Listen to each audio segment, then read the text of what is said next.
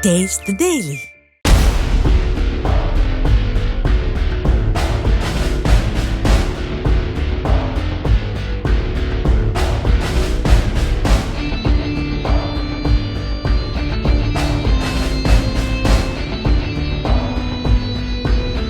சென்னை ஓட்டேரியில் நடைபெற்ற கோயில் திருவிழாவில் மதுபோதையில் பக்தர்களை தாக்கியதாக கூறப்படும் ஹரிக்குமார் என்ற நபர் தன்னை பிடிக்க வந்த ஓட்டேரி காவல் நிலைய உதவி ஆய்வாளர் உமாபதியையும் தகாத வார்த்தைகளால் பேசி தாக்கியதாக புகார் எழுந்துள்ளது.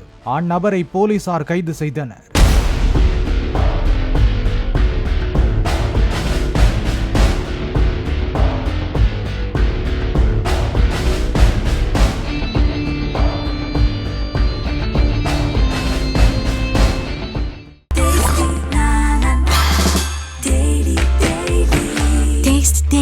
Taste the Daily.